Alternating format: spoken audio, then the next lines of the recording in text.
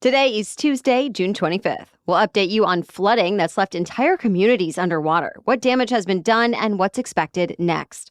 Also, a case of national security versus press freedom that's been going on for years could finally reach a conclusion this week.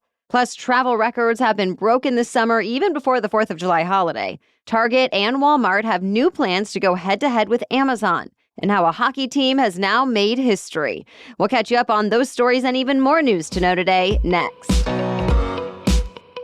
Welcome to The Newsworthy. All the day's news in around 10 minutes. Fast, fair, fun, and on the go. I'm Erica Mandy. Thanks so much for being here. You ready? Let's do this.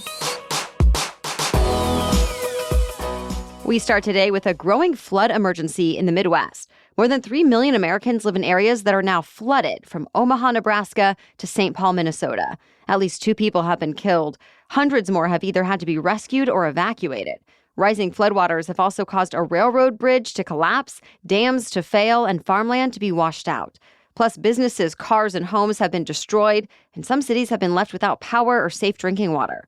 The problem is, as much as 18 inches of rain have fallen over the area, and even more has been coming down overnight. Now keep in mind, even places that did not get quite that much still had to contend with extra water moving downstream. And many streams may not even reach their crest until later this week. FEMA already has personnel assisting in the hardest hit areas, and governors are requesting more federal assistance now. It was another sign of just how divided Americans have become over the war in Gaza. Pro-Palestinian protesters and pro-Israel counter-protesters got into a violent clash outside a Los Angeles synagogue. Pro-Palestinian protesters were blocking access to the synagogue in the predominantly Jewish Pico Robertson neighborhood, saying they were protesting an event promoting what they called the sale of stolen Palestinian land. But witnesses say protesters were harassing and intimidating anyone who tried to enter, and some people were even maced and bear sprayed. Videos on social media show both groups taunting, shoving, punching, kicking, wrestling, and yelling at each other. Some fights even started flowing into nearby streets, blocking traffic. It's not clear how many people got hurt. Both President Biden and California Governor Gavin Newsom condemned the incident and any attempt to block access to a house of worship, calling it anti-Semitic. And Los Angeles' mayor says she's asking the LAPD to start extra patrols outside religious venues.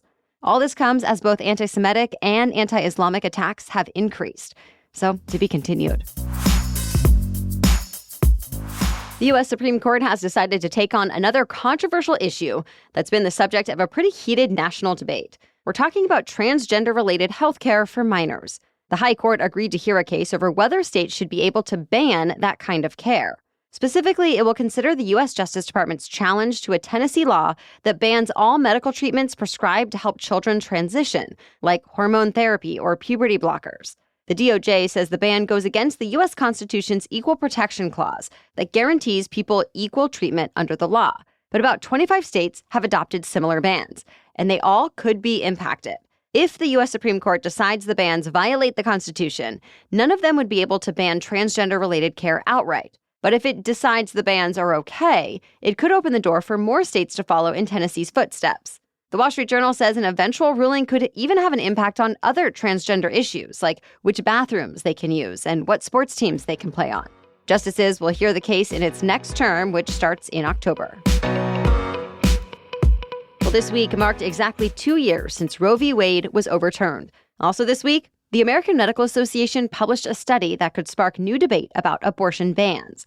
Researchers out of Johns Hopkins University found that after Texas enacted a strict abortion ban with no exceptions for birth defects, the number of infant deaths surged. They were up about 13% in Texas as compared to less than 2% for the rest of the country. And the deaths attributed to abnormalities or birth defects rose about 23% as compared to 3% for the rest of the country.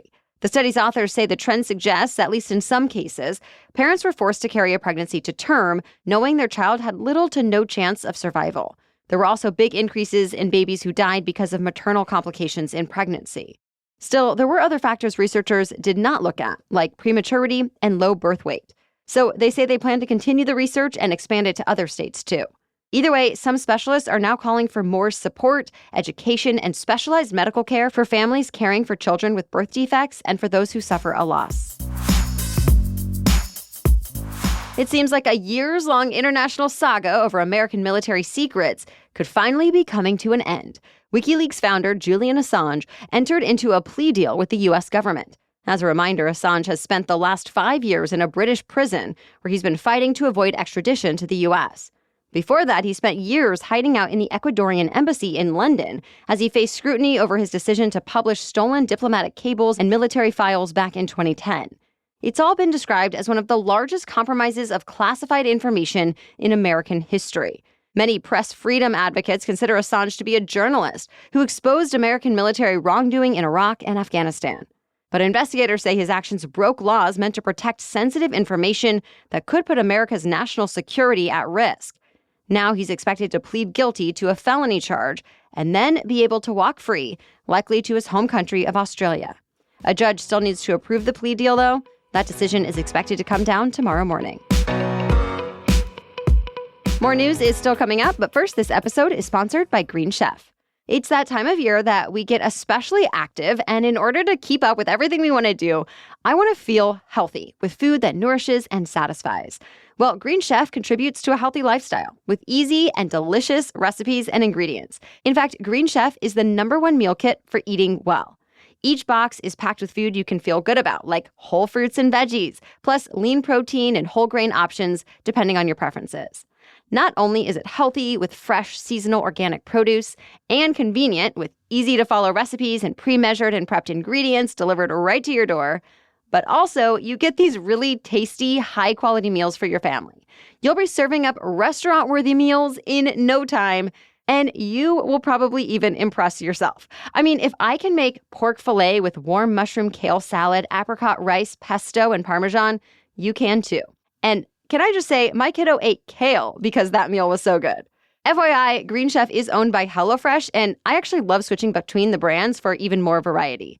So go to greenchef.com/newsworthy50 and use code newsworthy50 to get 50% off plus 20% off your next 2 months. Again, you can go to greenchef.com/newsworthy50 and use that code newsworthy50 to get 50% off plus 20% off your next 2 months. Okay, now back to the news. Americans are traveling more than they ever have before. The TSA says it screened nearly 3 million people at airports Sunday, and that broke the last record set the Friday before Memorial Day. Actually, 7 of the top 10 busiest days in TSA history have all happened in the past month, and even more records are expected to fall soon. This Friday, TSA expects to break the 3 million barrier when many people get an early start on their 4th of July travel plans. And then things are expected to be busy all the way through July 8th, as 4th of July is typically the peak of summer travel.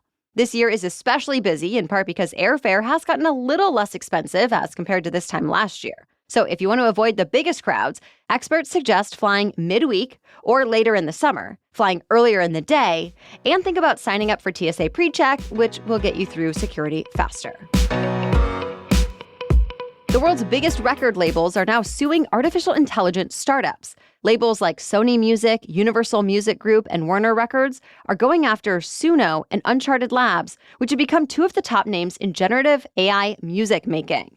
They say the startups steal music to spit out similar work, so now they're asking for compensation. At this point, Suno and Uncharted Labs haven't said much about this suit. But in the past, AI firms have said what they're doing is legitimate under the so-called fair use doctrine that lets copyrighted works be used without a license under certain conditions, like satire and news. And supporters say AI tools are basically just learning the way humans learn, by reading, hearing, and seeing previous work. On the other side, critics say they threaten to displace genuine human artistry. This is just the latest in a string of recent lawsuits from authors, news organizations, and other groups challenging the rights of AI firms to use their work. So stay tuned. Once again, Target and Walmart are taking steps to become a little more like Amazon. For starters, Target has decided to team up with Shopify to expand its third-party marketplace, Target Plus. At this point, Target Plus sells products from about 1,200 brands, as compared to Amazon, which reportedly has 2 million sellers. But Target's numbers are now expected to go up, since Shopify works with more than 2 million merchants of its own, and any of them can now apply to work with Target as well. Bottom line, this will give Target shoppers more items to choose from, likely more products that are trending. And in some cases, Target will even bring some of the sellers' merchandise into its stores.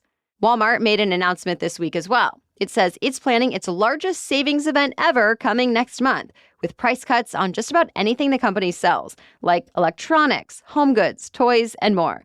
And the sale will be available to everyone, not just those with a paid membership. It's widely seen as an effort to compete with Amazon's Prime Day, which also happens every July. Though so far, Amazon has not announced the exact dates for this year's sales event.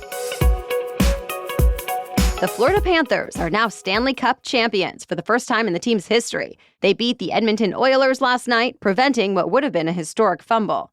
Remember, the Panthers won the first 3 games of the series, making it look like they would be able to easily claim the Stanley Cup. But then the Oilers won the next 3, tying the series up and making last night's game a winner-take-all showdown. Well, it ended up being a pretty exciting championship game in front of a hometown crowd. The final score was Panthers 2, Oilers 1. Details about the team's first-ever championship parade are expected in the next few days. That's it for the main news today, so now it's time for Trivia Tuesday, when we ask a different trivia question every week. But first, a quick break to talk about our sponsor, SKIMS. So everyone knows that finding the perfect t-shirt can be a challenge. I've always had problems, whether it was with fit or quality.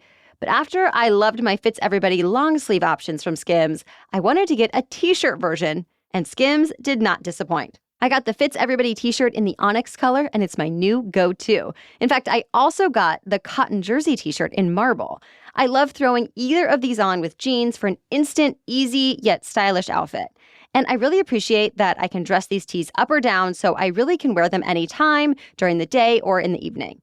And because I'm constantly wearing these tees, I've washed them a million times, and I'm really impressed that they've held their shape.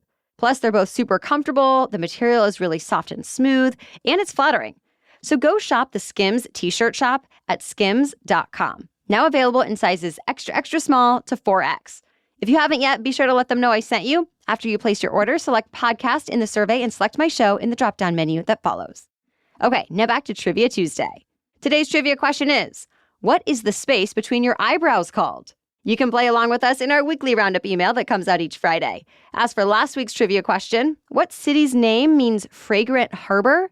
The answer is Hong Kong. It apparently goes back to the 1850s when Hong Kong's Victoria Harbor had a pleasant smell thanks to its connections with the spice trade.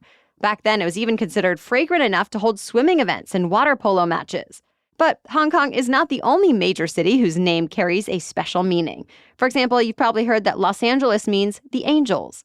Also, Las Vegas means the Meadows, which might surprise a lot of people since Vegas is known for its deserts. But the landscape was much different when the city was named back in 1829.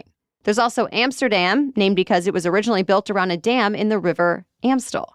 And Tokyo is even more literal. It means simply Eastern Capital. Thank you so much for listening and following us in your favorite podcast app. We'll be back tomorrow with more news you need to know. Until then, have a great day.